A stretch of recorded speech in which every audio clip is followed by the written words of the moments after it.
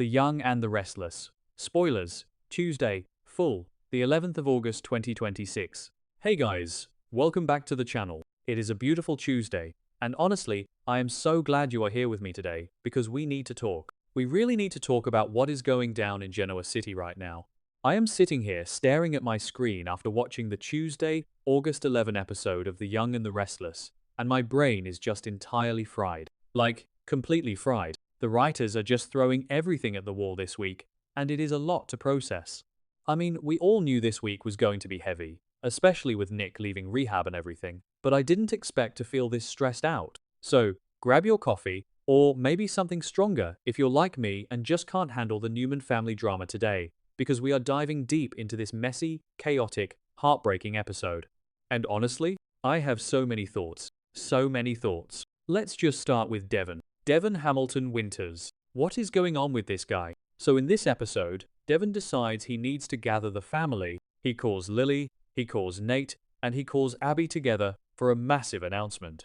And the spoilers and the teasers for this week have been saying this is life-changing news. Life-changing. That is a huge phrase to throw around on a soap opera. And honestly, I am terrified. Because look at how Devon has been acting lately. He has been so unhinged. Just completely angry and bitter and snapping at everyone.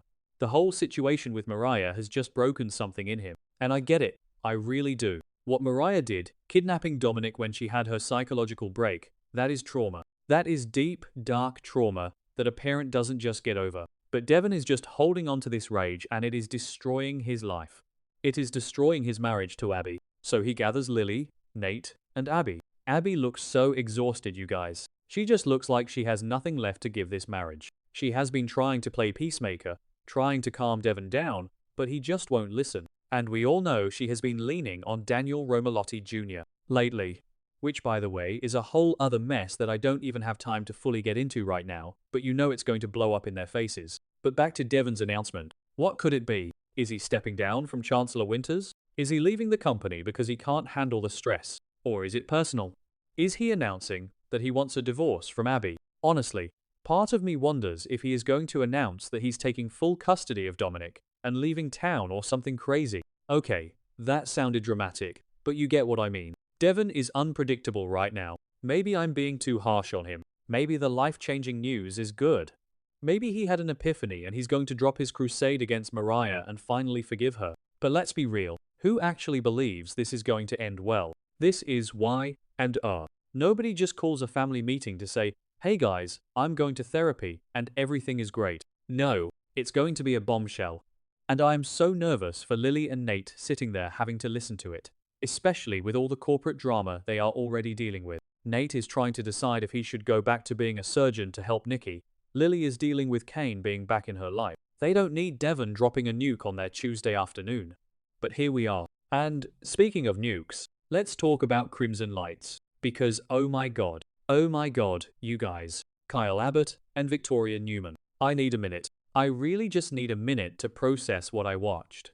So Victoria is at the coffee house, and she is just a wreck. A total mess. And you can't blame her. Her brother Nick just walked out of rehab against medical advice. He is out there somewhere in the world, addicted to drugs, and Victoria is terrified he is going to die. She has been working so hard, working overtime to keep the peace in the Newman family. She's been trying to get Victor and Nikki to focus on their vow renewal and Nikki's eyesight. She's been trying to team up with Adam to save Nick. Victoria is carrying the weight of the entire Newman empire on her shoulders right now. And she just breaks down.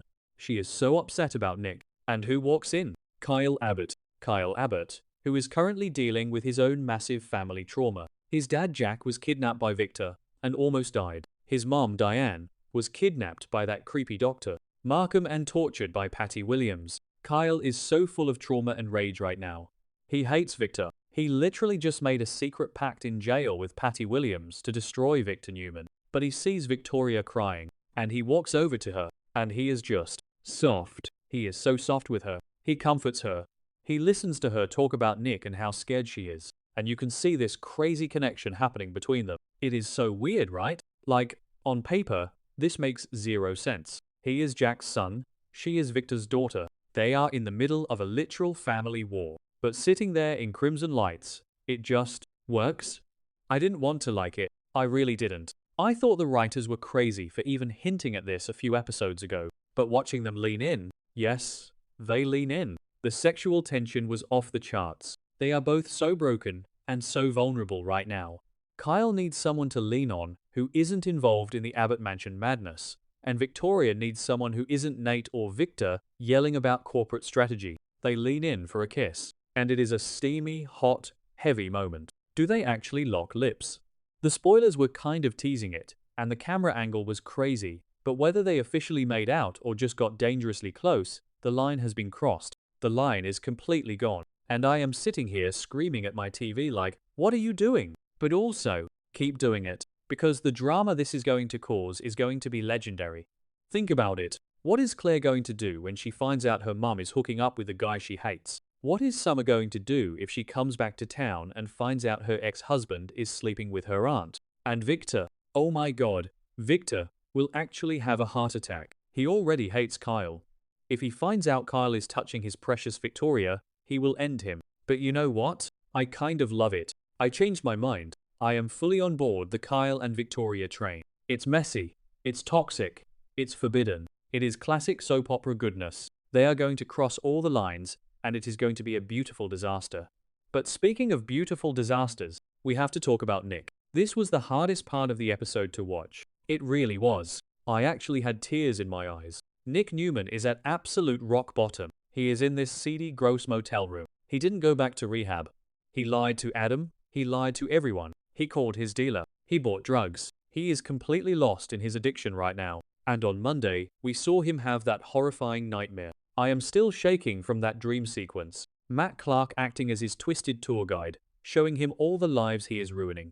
Seeing Sharon passed out on a table at the Shadow Room. Seeing Mariah tell him she isn't Mariah, she's Cassie, and asking why her death didn't mean anything to him. That part broke me. That was so cruel of the writers to bring Cassie's memory into this. But it was so effective. And then Chelsea and Adam screaming at him because Connor found his stash and died. Victor and Nikki telling him he is a disgrace. It was a psychological horror movie. Nick woke up from that nightmare screaming. Just screaming and crying in this dark, dingy motel room. Sweating, shaking, terrified of himself. And then there's a knock on the door.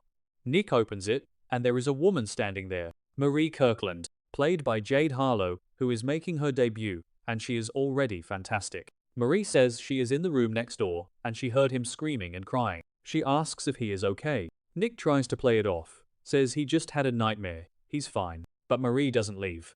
She looks at him, really looks at him, and she says, "So, you want to share?" And instantly, you just know. You just know she is an addict too. It takes one to know one. She sees the sweat. She sees the panic. She sees the desperation in Nick's eyes. And instead of calling for help, she is stepping into his darkness.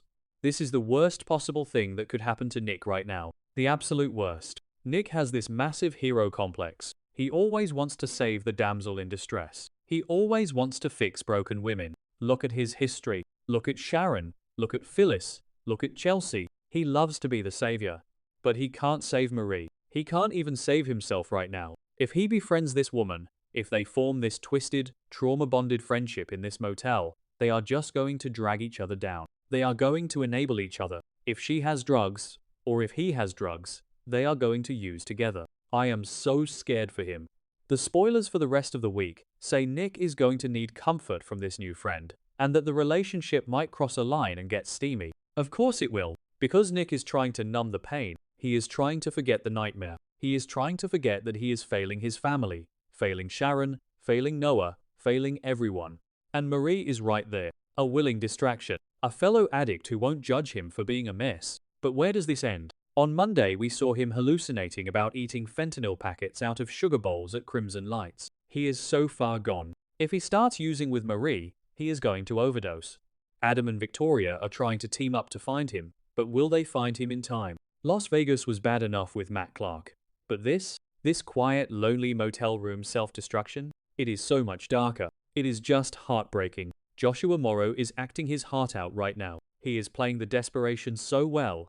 You can see the exact moment Nick gives up fighting and just lets the darkness take over. When he let Marie into that room, he was shutting the door on his recovery. At least for now. And I don't know how much more of this I can take, you guys. The show is so heavy right now.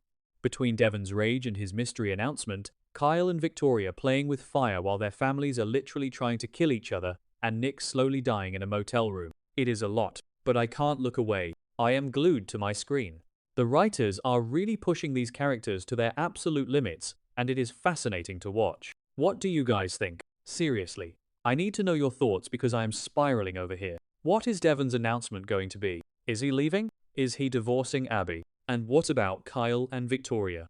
Are you here for this forbidden romance, or do you think it's gross? Let me know in the comments. And please, please send some good vibes to Nick Newman because our boy is in serious trouble. I am going to go take a walk and try to calm down before tomorrow's episode. Make sure you subscribe so we can keep talking about all this crazy drama.